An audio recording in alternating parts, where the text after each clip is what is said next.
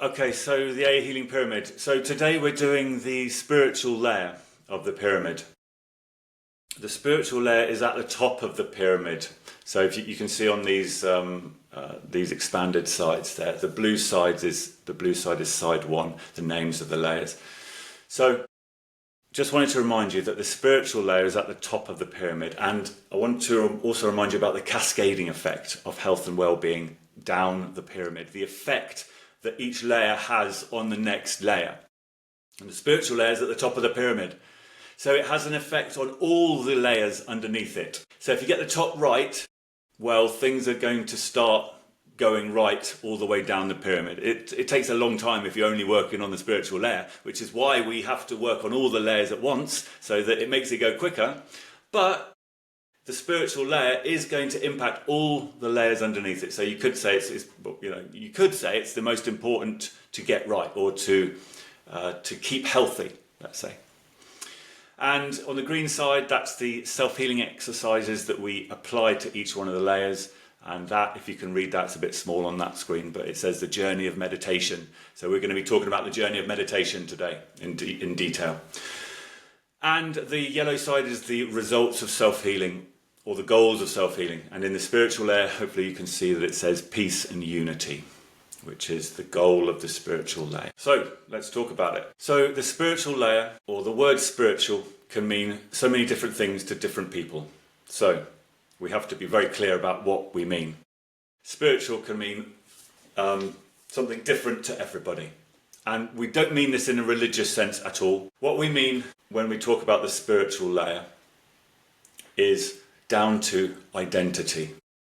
And to explain what we mean by that, we have to actually just go back to the psychological layer briefly and ask this question. Who do you think you are? Who or what do you think you are? Now, when you ask this question to people, generally speaking, there are a certain set of answers that people tend to use in answer to the question. Because we go through our lives thinking that we are this little identity in the mind, the personality. So when people answer this question, they'll maybe start with something like this.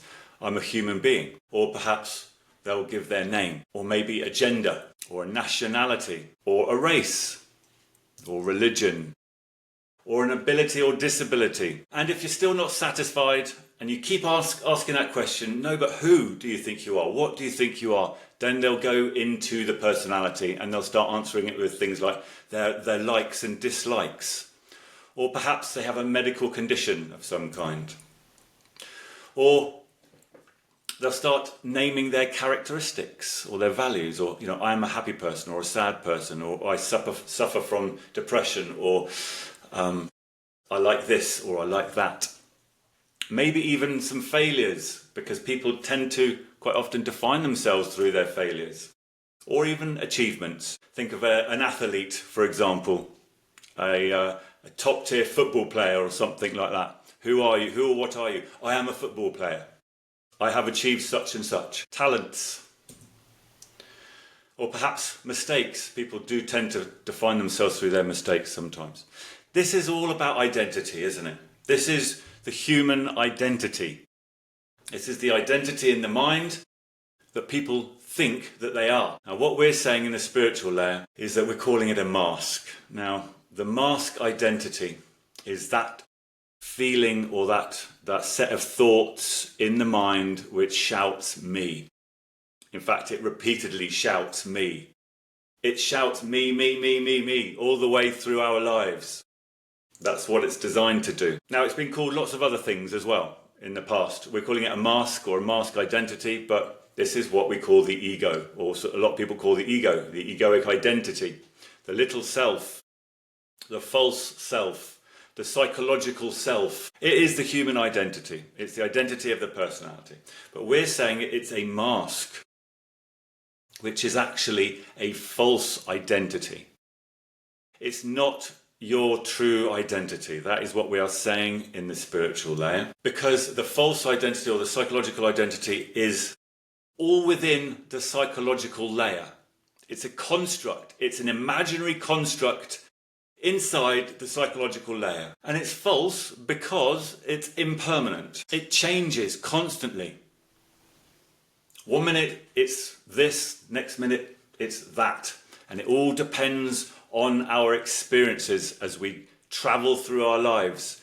It depends on our memories, what happens to us in our life. The personality changes constantly, sometimes from day to day, but especially over the years. The person that somebody is at the start of their life is radically different from the person they are at the end of their lives. And that's just down to experiences and memories. People change, of course they do. And this personality is also dependent on what's going on outside of us and what people think of us. That changes our personality, doesn't it? Everyone's always worrying about what other people think of them. So this is completely impermanent. So what we're saying is, in the spiritual layer, is that you are not the mask. So if you are not the mask, then what are you? Exactly. Is there a part of us which doesn't change through the course of our lives?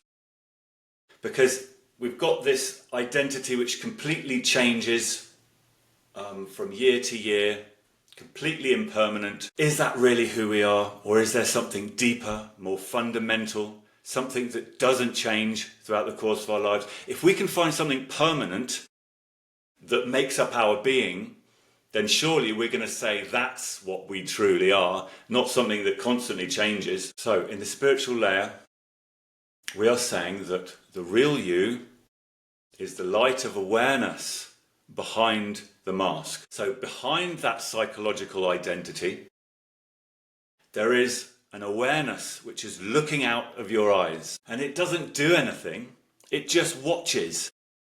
In fact, some people call it the observer or the watcher. It's just in the background. And it doesn't get noticed very often because of all the contents in the mind stream and the emotions constantly clouding everything in there, all that turbulence inside.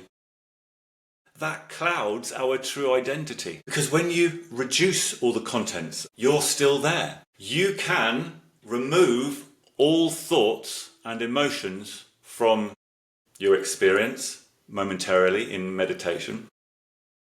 When you do that, you are still there. That's what I think Buddhists call a state of no mind. But you are still there when the mind is not there. And when you find that awareness, or when you realize that awareness, you find that it's actually made of inner peace. Or you could say that that is where inner peace is coming from. And that is why meditation is so peaceful. That is why people feel peaceful when they meditate. It's the background state of awareness which is starting to shine through. But you need to reduce all the turbulence in the mind for that to happen. This awareness, which is also inner peace, is permanent. That's the difference between this identity and the false identity. Think about how it feels to be you right now. What does it feel like, the experience of being you in the moment? No thoughts. Try and ignore the thoughts, and then try and compare that, if you can remember, a long time ago, whenever you were a child or something like that, or previously in your life. Think about what it felt like to be you then. What you'll find is it's the same thing. You still feel like you. The personality may have changed, the personality may be different, you may have different thoughts, you may have different values, you may have different things that bother you, you have different challenges in life, but the actual present moment feeling of being you doesn't change. It's the same all the way along. It's an interesting exercise to go away and do, is to try and figure out what it is, what that feeling is that actually makes you you, because you'll find that it's permanent. So that's the spiritual layer. That's the idea behind the spiritual layer. It's a silent inner peace of your own awareness, and it's available to everybody. It is everybody's true self. And all people have to do is look. That's what you have to do. That's the only thing to do, is go and look for it. So how do you do that? how do you go and look for it? Right, I'll just stop there for a minute. Has anyone got any questions so far? Okay. So how do you go and look for it? How do you look for the spiritual layer? How do you look for the true self, your true state of being, the silent inner peace of your own awareness? Well, now we go to side 2 of the pyramid, which is the journey of meditation. This is how we get to the spiritual layer. Or you could say, keep the spiritual layer healthy through the journey of meditation. Now, where do we start? Because, when people are wanting to learn meditation, it can be a bit confusing. There are hundreds of different types of meditation out there, and quite a lot of times you have to pay for it. We're saying here that you don't ever have to pay for it, because it's something you do internally. But where do you start? Well, you start by defining, let's start by defining what meditation actually is. Because because of so many different types of meditation out there, it can be confusing as to what meditation actually is. But, the actual act of meditating is the most simple thing in the world. It's all the hundreds of different types of meditation that make it complicated. But doing it or explaining it is the most simple thing. Meditating is focusing on one thing, and that's it. Focusing on one thing for a particular length of time, which we could call concentrating on one thing.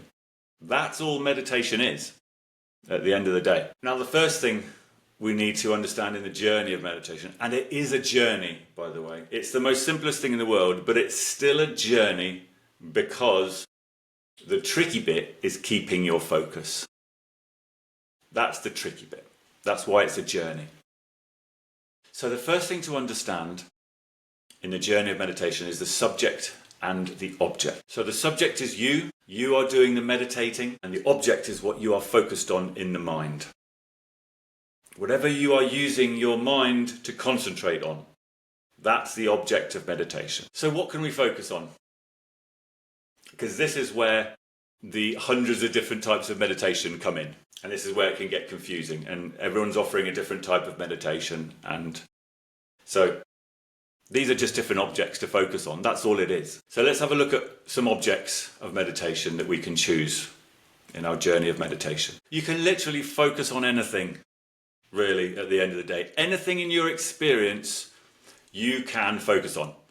And, we just talked about a few different types at the start of this lesson. We talked about body movements, and we also talked about pain meditation. Here's some examples of some objects of meditation. So let's start with the sensory stuff. Visual meditation. You can meditate on anything that you are seeing, or you can even visualize it in your mind's eye. As long as you can focus on it, you can meditate on it. Smells, you can meditate on smells. You can meditate on taste. Taste meditation is a very good type of meditation because you can do it every time you eat.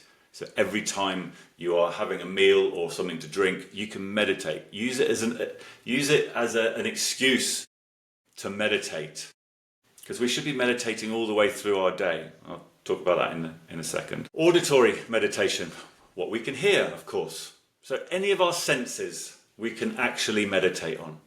Kinesthetic is the feelings inside the body, located somewhere in the body, kinesthetic senses. So we can meditate on anything inside our body. If you've got sensations in your body, you can meditate on them, basically. Or if you've got movement, if you're moving something, you can meditate on that movement. And we talked about that a minute ago, didn't we? You can meditate on your emotions. If you're feeling an emotion, you can find it and you can meditate on it. Now, that is a big part of the emotional layer. If you remember in the emotional layer lesson, we talked about emotional meditation, finding that emotion in the body and putting all your focus on it and meditating on it. And that cuts the emotional cycle in half. So you can focus on your emotions. You can even focus on your thoughts. Your thoughts, if you can experience something, you can meditate on it. And yes, we experience our thoughts. A type of meditation on thoughts is mantra meditation, for example. Mantra is a repeated thought or phrase in the mind. And you just repeat it again and again and again and again. Choosing a particular mantra and repeating it over and over again so that it replaces negative thought patterns. It's a type of meditation because you are focusing on those thoughts. So there we go. We can meditate on absolutely anything. So we don't need to pay for it. We don't need to really elaborate on complicated forms of meditation. We have objects of meditation around us everywhere. So that's the object. Now, the reason why it's so important to understand the subject and the object at the start of the journey of meditation is because of the real goal of meditation. It sets you up for the goal, basically. So when someone's starting out on a journey of meditation, that's why it's so good to understand subject and object, because the real goal of meditation is finding the subject. So knowing about it right from the start makes it so much quicker to actually get to the goal of meditation. Because so many people start meditating without really knowing why meditation exists. The whole reason meditation exists is self-realization. The whole reason why meditation was invented thousands of years ago was to find the subject, to find you, the true self inside, the awareness behind the mind, the peaceful awareness behind the mind. That's the whole point. So knowing about it at the start of the journey of meditation is crucial, we should say. So what's next in the journey of meditation? We've learned about what it is. We've learned about the subject and the object. So next, through the journey of meditation, there will have to be a training of the focus of awareness, or focus of attention, you could say. And this is the part that takes the time. This is why it's a journey. Because when you first start meditating, the mind doesn't like it. It's like a naughty child. Just wants to go away and do something else. He wants to think about something else. I'm going to think about all this stuff today. This is far more interesting. And 5 minutes, 10 minutes goes and the mind's just still busy thinking about something. It just wants to do its own thing. So you have to train the mind. You have to make it do what you want it to do. So this is the part that can take quite a long time for people. So we're going to go through a little example here. So this is you, or this is the person meditating, and they are meditating on an object in the mind. It doesn't matter what it is for now, they're just meditating on something, trying to keep their focus on this one thing. And then a thought comes along, a first thought. And as you can see, the thought is a present, because it's this person's birthday coming up soon. And they're thinking about, what am I going to get for my birthday? That's the first thought that comes along to disturb them. That's okay, it's not a problem, it's just a thought. The problem occurs with the next thought.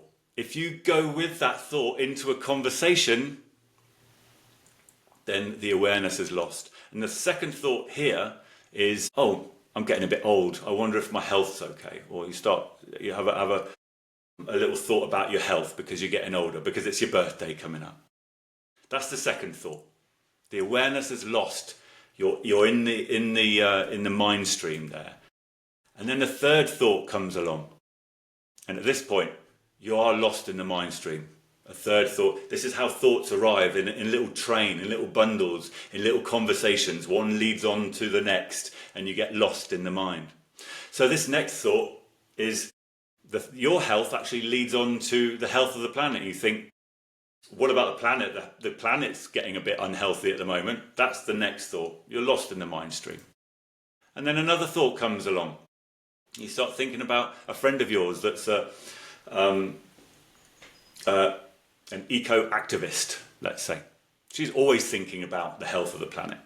You're still lost in the mind stream. And then the next thought comes along and you think, I'm going to dinner with that friend next week. Wonder what I'm going to wear. And again, you're still lost in the mind stream. It just goes on and on and on, doesn't it? And then suddenly you think, I'm supposed to be meditating. What am I doing? I've been lost in the mind stream. And you come back to the object. That is the moment that you've regained your awareness. So the question you want to ask yourself is, how long did you lose your awareness for while you're meditating?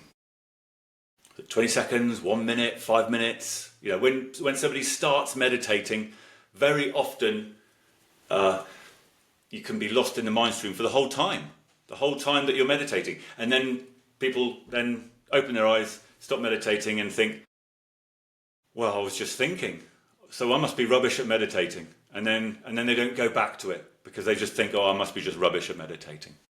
And that's very common.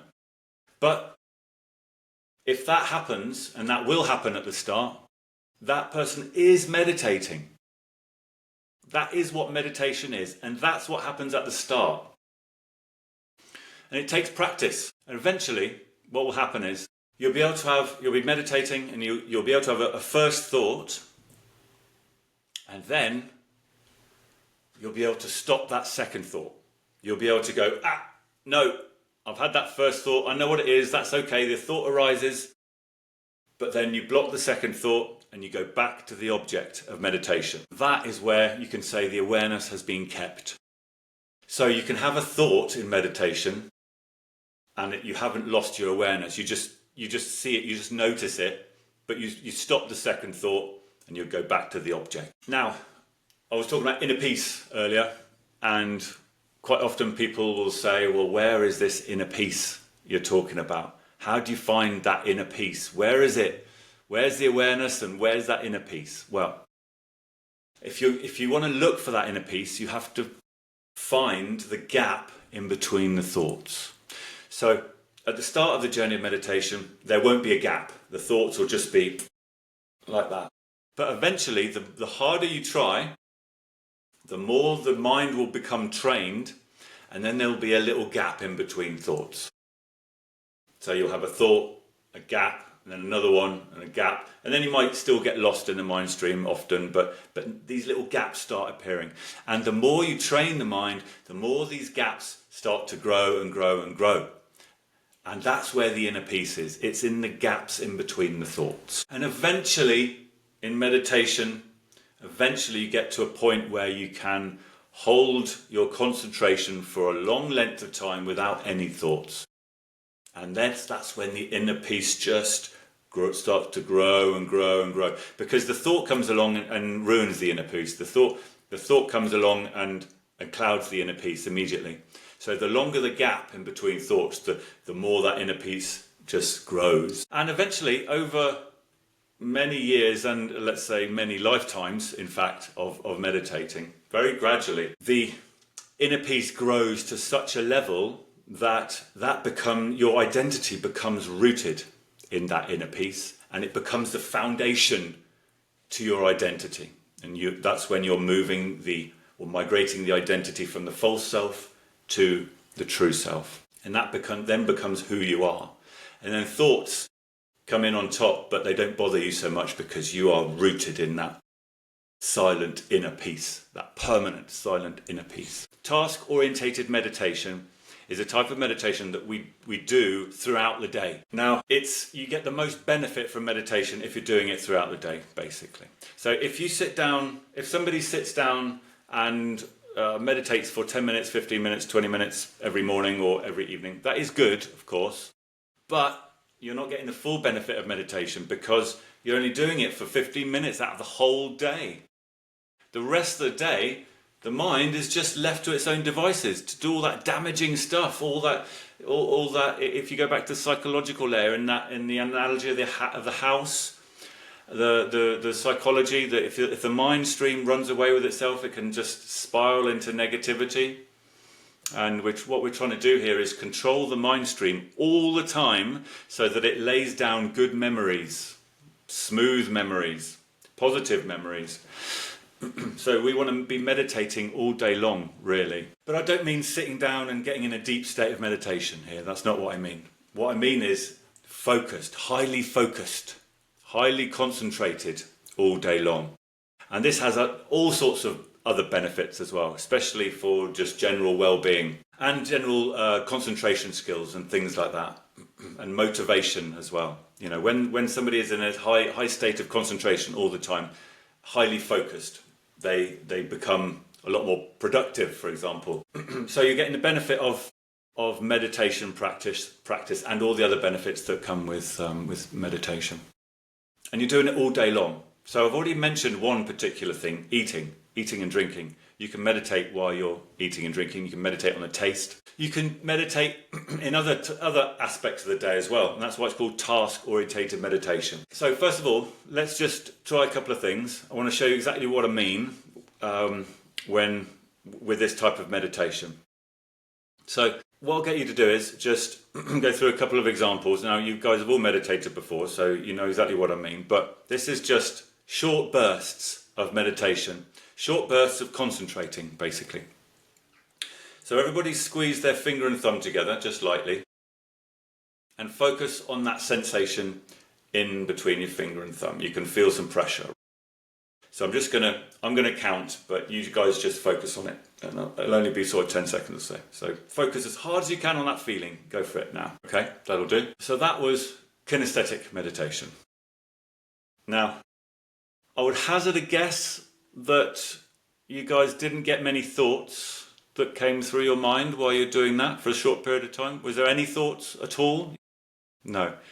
So that shows that the mind can meditate without any thoughts. It's just when you go, the mind gets bored. If we did that for a minute or 5 minutes, then thoughts will start coming in to distract you, right? So this is why task-oriented meditation is quite good, because you keep changing up the object. So that was about 10 seconds on that. Okay, let's do another one. Pick something that you can see ahead of you, or somewhere in your room, a little spot on the table or carpet or wall or something like that. Something that you can focus on, and do the same thing. And okay, I'll let you know when to start. Find something and go for it. Okay, that'll do. So again, hopefully you're focusing so hard there that it shuts the thoughts down. It shuts the mind stream down. And so that's visual meditation. Okay, now let's do auditory meditation. So it doesn't matter what sounds there are around you. And this may be, going back to one of your comments earlier, Steve, I think about, all the noise that's outside he's gone. Outside his flat. I'll just wait till he comes back. Yeah. And this is where the meditating on distractions actually becomes useful. So yeah, like Steve, you were saying, there's a lot of noise outside that distracts you in meditating. Well, it doesn't actually matter in this example, it doesn't matter what you can hear. Just focus intently on what you can hear. And it doesn't really matter if like a loud siren comes along, just focus intently on it. It might go away. If it goes away, just focus on another noise. Just focus intently on everything you can hear. Like you're straining really hard to hear something. And even if there's no noises, strain as if you're trying to hear a really weak noise. Okay, so do that and I'll count again. So 1, 2, 3, go. Okay, that'll do. So that was auditory meditation.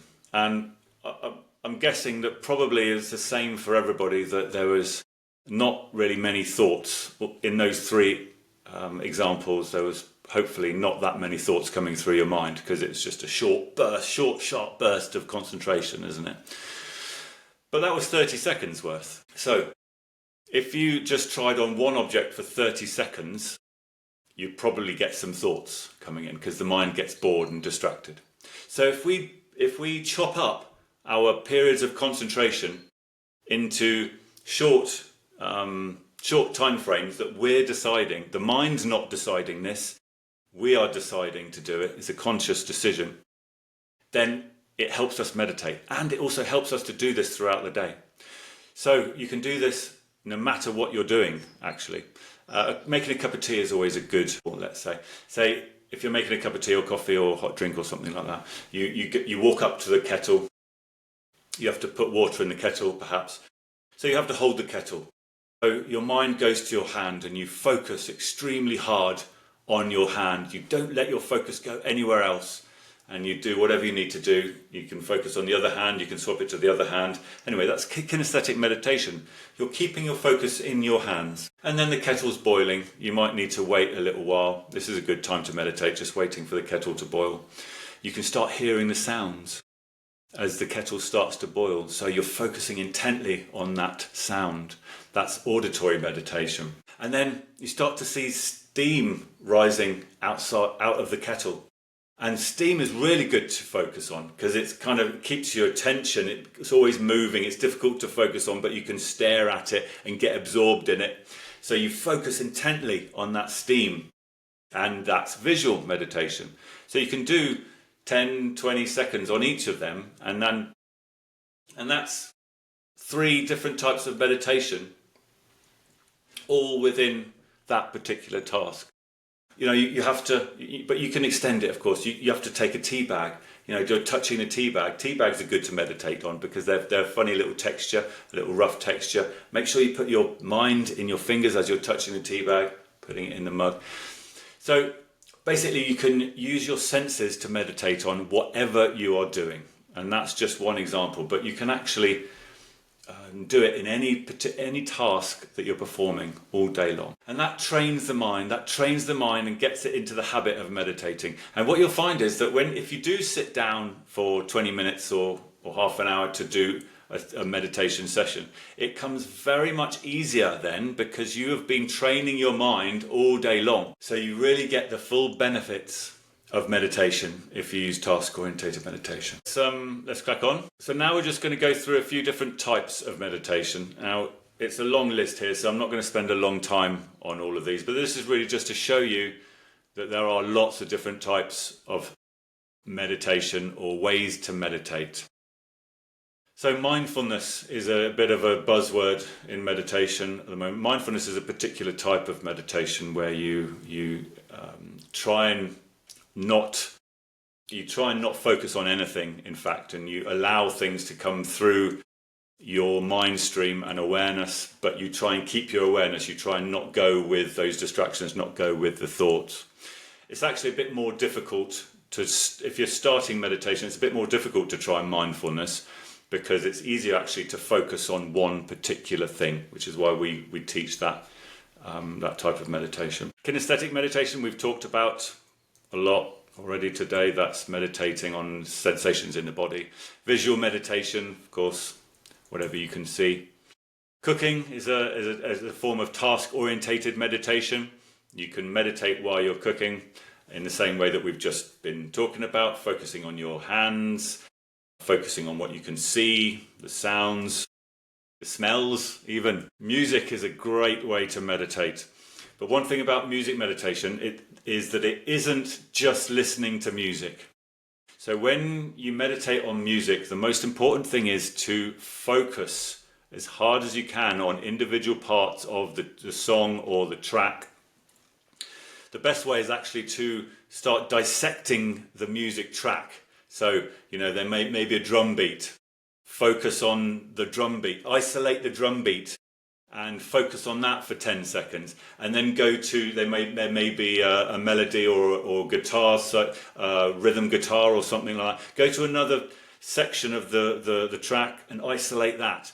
And then focus on that for 10 seconds. So basically what I'm trying to say here is that when you listen to music, quite often people won't be meditating. Their mind may be going off and they may be in a little dream world while they're listening to the music. That's not meditating on music. That's being lost in the mind stream. So if you're going to meditate on music, it's very important to focus intently. A musical instrument is a very good way to meditate. This is another task-orientated meditation. It's focusing on the sensations in your hands, what you can see. And you can, the creative process is also a very good type of meditation. That's another story. Auditory meditation, of course, what we can hear. Nature meditation is a brilliant way of meditating. There's a double impact where with meditating in nature, you can focus on all the objects at your disposal in nature. There is thousands of things going on around you that you can meditate on. But on top of that, there is an energy in nature which you'd start to download when you meditate in nature. And that gives you a peaceful sensation. The energy that is given off by nature, especially big trees, for example. Big trees give off a lot of subtle energy. And when we download that subtle energy, it makes us feel peaceful. So you get a secondary impact when you're meditating in nature. It's making you feel peaceful before you even start. So that's why meditating in nature can be really effective and really beneficial. Tom meditation, we've just talked about that. Yeah, it's a good point about remembering to do it, and that is a bit of a problem. And it's a bit like there's something that's similar that's quite popular, and that is present moment awareness reminder. You can even get apps and things like that to remind you during the day to become present or become aware. It's a little bit like that, I suppose. But yeah, it's you can get so much benefit from meditating throughout the day, because because when people meditate for say 10, 15 minutes or even half an hour or even longer, if they do it at the beginning of the day or at the end of the day or whenever, that's very good. And getting in those deep states of meditation is also very good and serves a slightly different purpose. But then if you're just focusing your mind, training your mind just for that half an hour a day, the problem is the rest of the day, the mind is left to its own devices. So it's untraining itself throughout the rest of the day. So it's very important to stay on top of the mind all day long, really. It's just constant disciplining. And at the start, it's really difficult because, like you say, you forget to do it. And the mind doesn't like it. There's a lot of resistance in the mind to it. But once you get over that barrier, once you get over that hurdle initially, then it starts becoming a habit in itself. And you start using the habit-forming capacity of the mind for your own benefit, because really the mind is just a habit-forming computer, really, in that respect. So as soon as you make it a habit yourself, then you're doing it automatically all the time, and that's when the benefit really starts coming in. And any time that people are not spent in that damaging cycle of thoughts, then and they're highly focused, then the more that psychological layer is going to smooth out gradually. Remember that analogy of a house that we talked about last month, the psychological cycle inside the house, and the way you take control of that cycle is through present moment thinking, controlling the mind stream in the present moment. Well, this is what we're talking about here all day long, is keeping control of the mind stream and making sure that your memories and your experiences are laid down the way you want them laid down, not the way the uncontrolled mind wants them laid down. I know what you mean. I know what you mean. And you could say that you have like a center of awareness which is strong, and then this is what happens through the journey of self-realization. In fact, you have this centerpiece of awareness, and then the thoughts start becoming more and more distant, don't they? And it's like they're over here just trying to get in. Right. Yeah. And you can write it on your forehead if you like as well. And if you look in the mirror too much, then you'll always. All right, so moving on quickly. Pottery is a good way of meditating. And there's lots of different art forms and creative therapies, of course. But pottery is a good one to mention. It's very, very kinesthetic, isn't it? And also very visual. And this is also worth mentioning here, the creative process. There's a lot of therapies that involve the creative process, and the creative process is special in its own way, and you can get a lot of positive well-being through the creative process, but that's another story. The physical exercise is also a way of meditating, so any type of exercise you can meditate on. Walking meditation we teach as part of our self-healing techniques. So walking meditation is literally focusing on the kinesthetic sensations in the body as you walk. So when you're walking, you can feel sensations underneath your feet as you move your foot, and as the pressure moves around the foot, and you can also feel sensations coming up your legs and in your knees as you walk. And we all walk somewhere, most of us, of course. Most people can walk, and a lot of us walk for exercise. So if you're walking for exercise, or even if you're just walking to do something, to get things done, you can use that time to meditate. It's all about bringing meditation into every aspect of the day. And mantra meditation, another very important type of meditation. We teach this in the psychological layer. We'll get there, don't worry. But mantra meditation is focusing on a thought, a repeating thought in the mind. You choose the thought and you choose the phrase, and you repeat it over and over and over and over again. And that's what's called mantra meditation. Vision meditation is a type of meditation where you're guided through a peaceful scene of or a journey. And this is a guided meditation. So it's a very visual thing where you take people on this little journey, this peaceful journey, basically. It's very good for people starting out meditation, or just to get them into a relaxed state, because quite often people find it very difficult even to be able to sit down and close their eyes to meditate. Emotional meditation, we'll be going through that in the emotional layer, but that is finding your emotions in the body and using them as an object of meditation, which have all sorts of benefits to them on top of meditation. Not just meditation. It cuts the emotional cycle in half and stops you from producing karma and all sorts of things. We'll talk about that later. Making music, a bit like the musical instrument, same sort of thing, and also adds the creative process in there, getting benefit from that creative process as well as meditating on music. And of course art, another creative process which is also very kinesthetic and very visual. So these are just some examples basically. They're just to show that you can meditate pretty much whatever you're doing.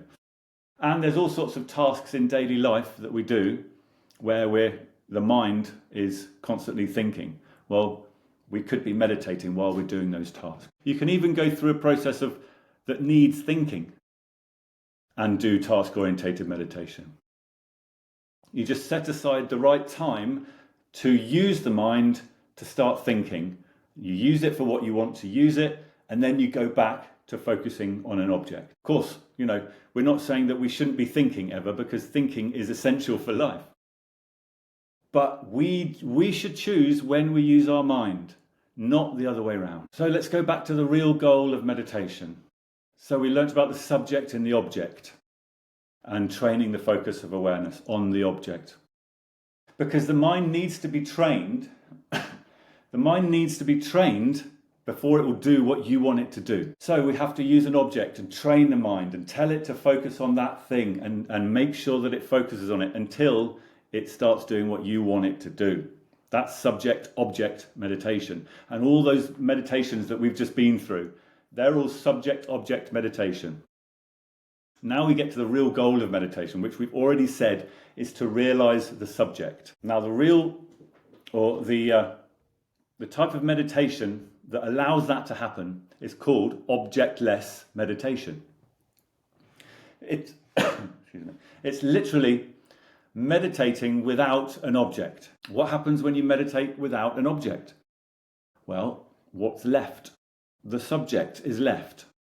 And that's the point of objectless meditation, is to get to the subject, understand what the subject is, to find your true self. So there's various techniques to get into objectless meditation, and if we have time today we can talk about them in a second. We do have a whole lesson later on what is awareness, and we go through those exercises in great detail.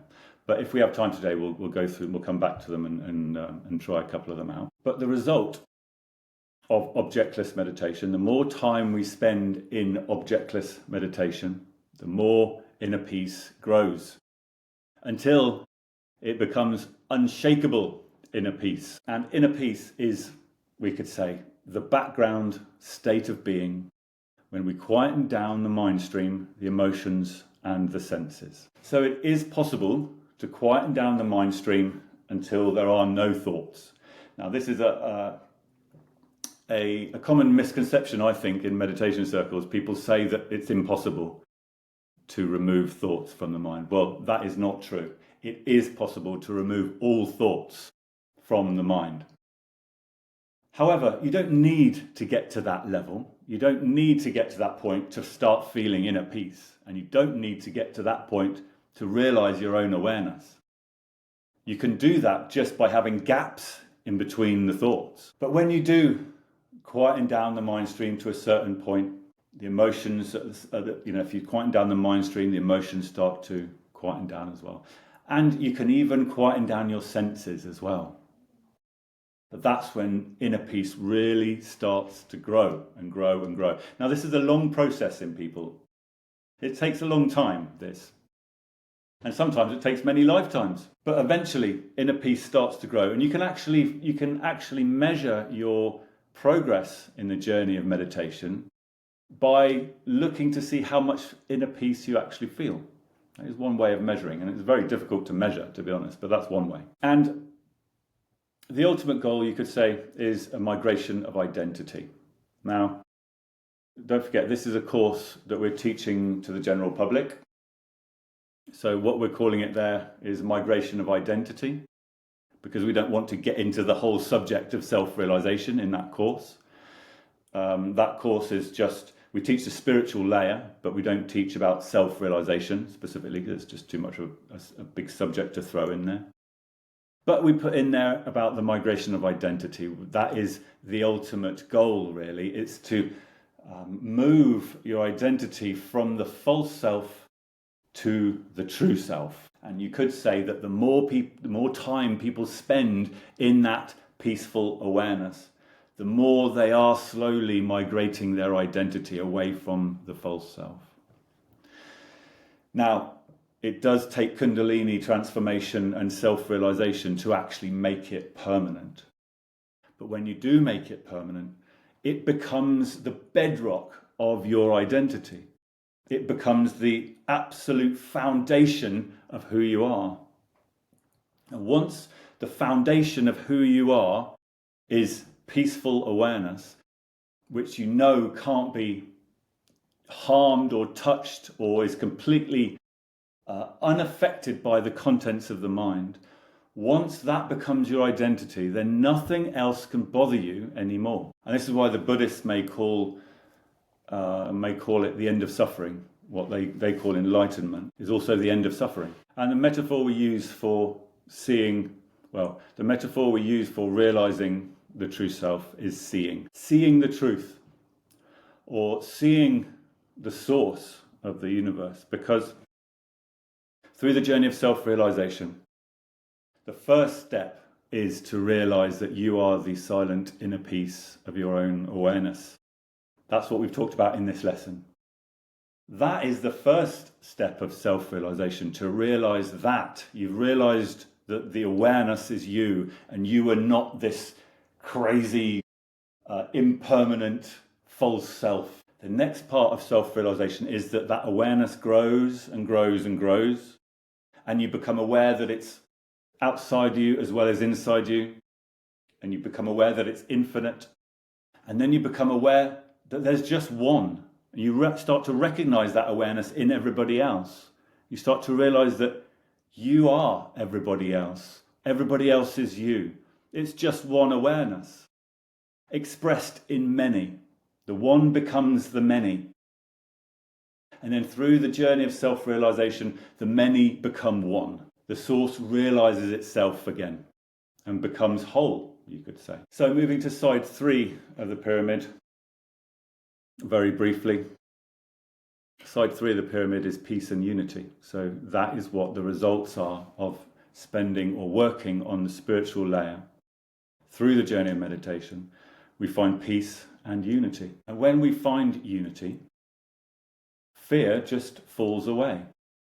Once we understand or we realize that there is just one, we're not separated. Your awareness is the same as everybody else's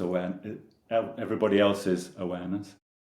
And that awareness can't be harmed in any way. It can't die. Death is an illusion. It's always there. You are there forever, you could say. You are eternal. Well, then there's nothing more to be frightened of, and fear just starts to drop away, along with everything else in the psychological layer, or the baggage that we carry around. Okay, and that's it for the theory today. Which colour? Which do you mean? Let me go back. Hold on, I'll share again. See which one do you mean? But the answer is probably yes, because not that one. That one. Well, first of all, with that one, pink. That particular pink is the colour of unity. So any time where we're talking about unity, we use that colour. And going back one here, that one, that turquoisey colour is the colour that we use for seeing. So seeing the truth, seeing the source, seeing your own awareness, seeing your true self. We use that light blue turquoisey colour, basically. So any time you see those eyes, that's what the metaphor is. Is that what you meant? Yeah. Okay. Yeah, no worries. Well, actually, it's an interesting point to bring up, because what you're describing there is what happens as you go through the phases of self-realization, and this happens very gradually, and sometimes you don't even notice it happening, but you used to do lots of meditation, and you have done for many, many, many incarnations. The work is done.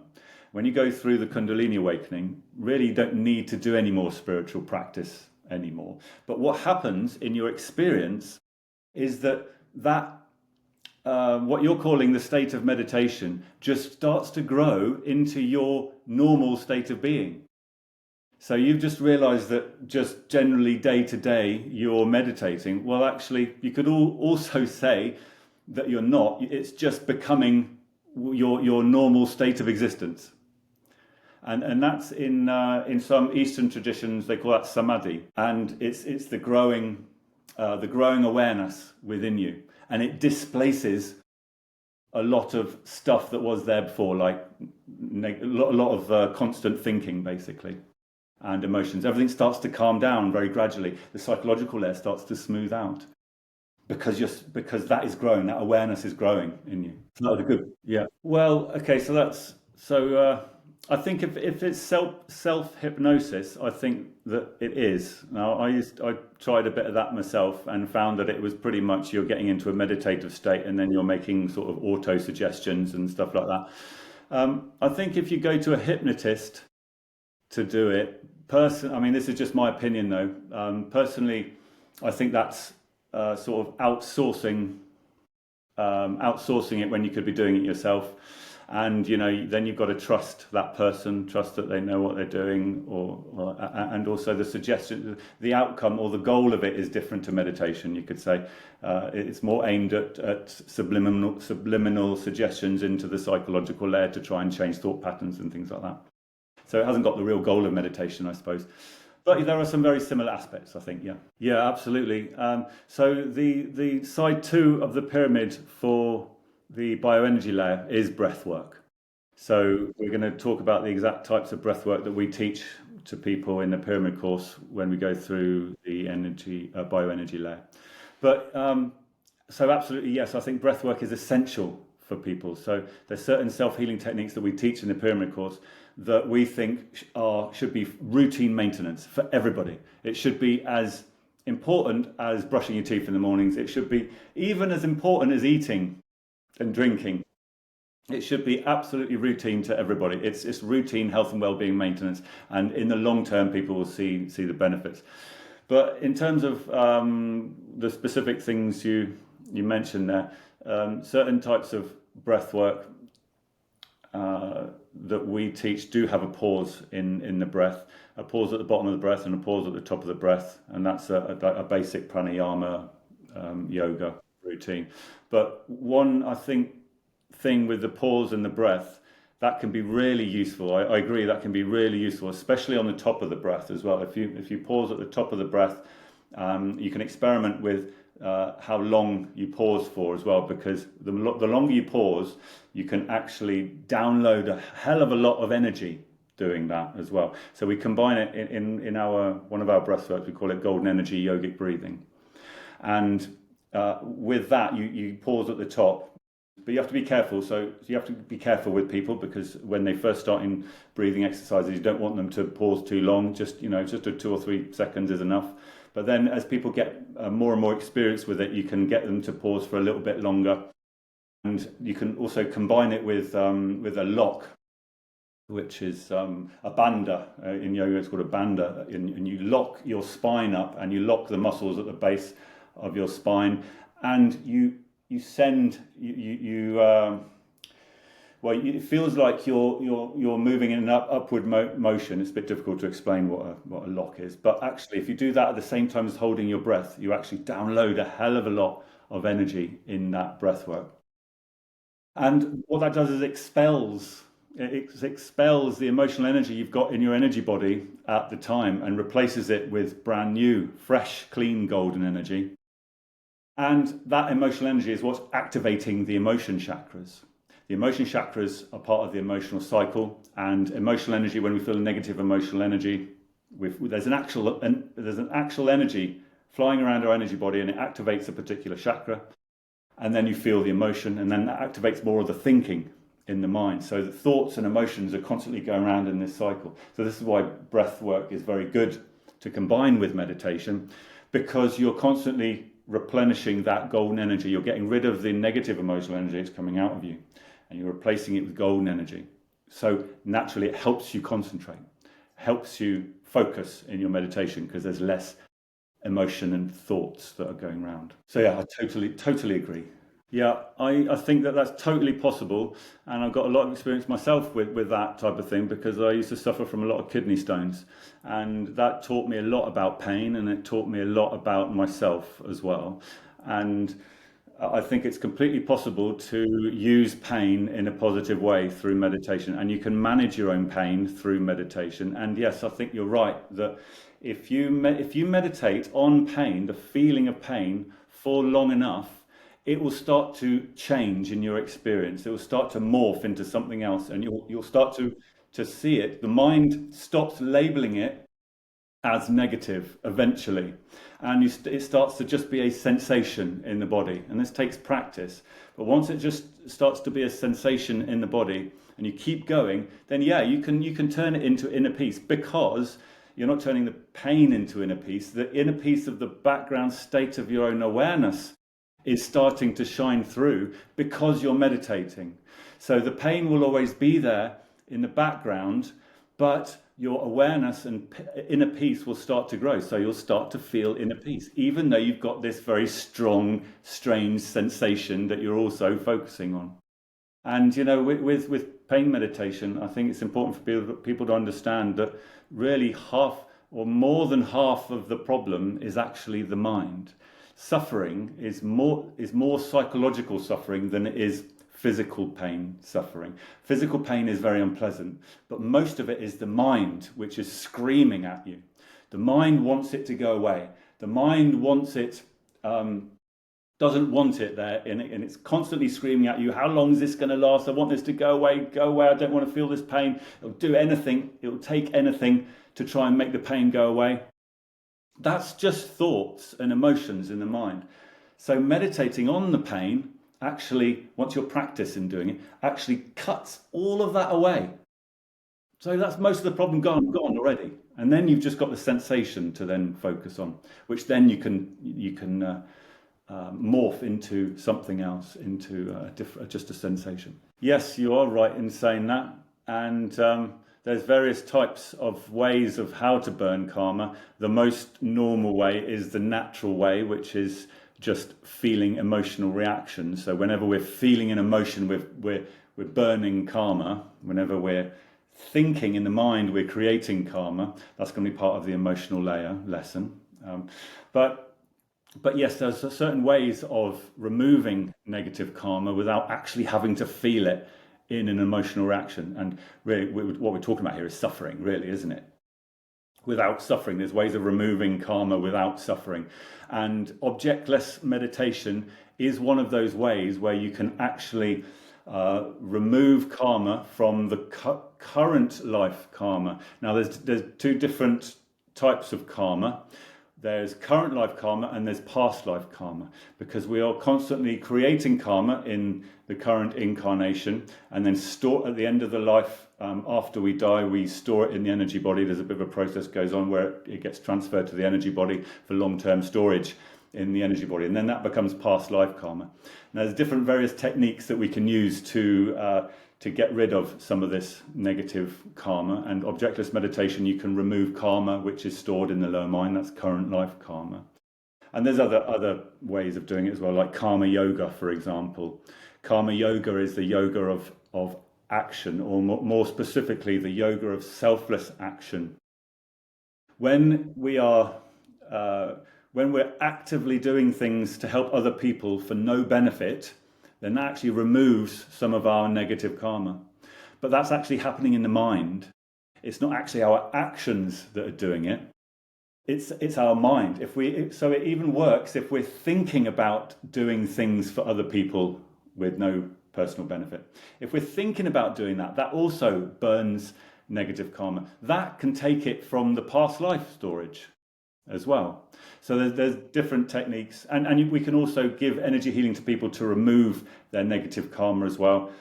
and knowing where it is on the energy body, or knowing if it's current life karma that's held in the, is very important. And that's some energy healing techniques that we'll be talking about later on. So yes, you can. Yeah, it does play a big role. It's one of the strongest, or if not the strongest or most common negative emotion that causes the most damage, arguably.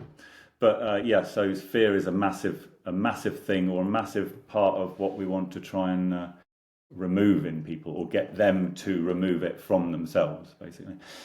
And you know, the material body is a big part of this, and the material world, and the fact that our world has become fairly materialistic and superficial. Now, again, let me just be clear here. That's just an illusion.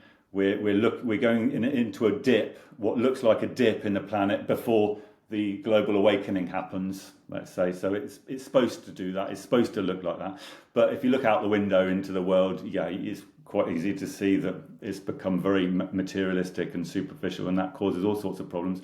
And fear is a massive consequence of that.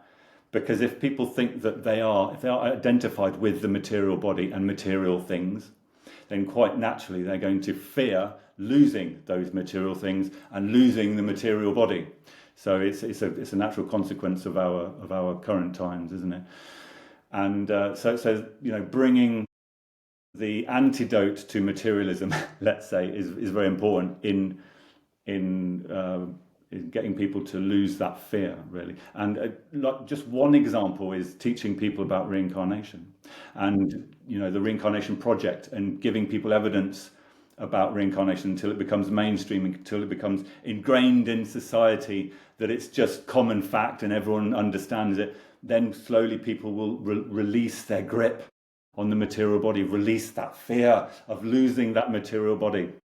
That's just an example, but there's lots of examples that I'm sure we could come up with of ways to remove that fear in people. Another job to put on the list. Yeah, and I agree. And pinning all their hopes and dreams on curing an illness when they're not seeing the whole bigger picture is a shame, isn't it? You know, it doesn't matter if we die. You know, death is an illusion. And we carry on with our spiritual journey, and in many instances, it's part of our life plan when we go anyway. And you know, that's always been the plan for our life. You know, so it's understanding that plan, that life plan, and understanding where we are in our evolution and what comes next and what life we need next is also part of it. And teaching people about what spiritual evolution is, and the bigger picture, just seeing the bigger picture, really will hopefully cause people to stop looking at this little goal that's in front of them, this narrow-minded vision of staying alive as long as possible, for example. Yeah. Well, we have a department part that, you know, we've got NH, the Network Healers Symbiosis department, this is what we're talking about in this course. We've also got another department called Ayashanta, which is going to be our end-of-life care department, because it's just as important. And you know, health flow within Network Healers, the health flow program. Anyone that's going to be on end-of-life care will go on that list. So, you know, end-of-life care, or Ayashanta, is the idea of obviously all the end-of-life care things that exist already, but on top of that, teaching people the bigger picture, teaching people that the end of life is something to be celebrated, not to be feared, for one, and then also you know, bringing the whole family in as well, and understanding where that person is, and getting them to understand the bigger picture of their own spiritual evolution and where they might go next. So it's like what happens in between incarnations. We want to bring that into an incarnation, you know, because all this stuff normally happens in between incarnations. Well, we need to bring that into material life and make it part of material life. So there's not this blindness. So there's not this complete blindness to reincarnation that people tend to have during their material incarnation. But it's certainly a tricky one, which is what you said. It's certainly a tricky one at the moment, because at the moment in the world, there is so much strong attachment to that material body. It's very difficult to change that. And fear of death, huge amounts of grief, fear of loss of other people around them. So it's just, you could be forgiven in thinking that it's impossible to change, but these things change very slowly, and you just have to keep chipping away. And the more people chipping away at it, the better. And eventually, culture changes. All right, lovely. There is another assignment for this lesson, and it's a bit of writing to do. It's basically taking the spiritual layer and coming up with your own set of questions as if you're a teacher. And the instructions are in the assignment, so you can go and read that there. But basically, there'll be you can look back on this lesson. You've got the colourful course notes if you want to read them, and there'll be the simpler, easy to read course notes as well. And if you can come up with a set of questions, the instructions are in there, set of questions and answer to do with this particular layer. That'll be lovely. And any questions that you have, just stick them on chat on the stream, and we'll go. All right, lovely. See you guys next week.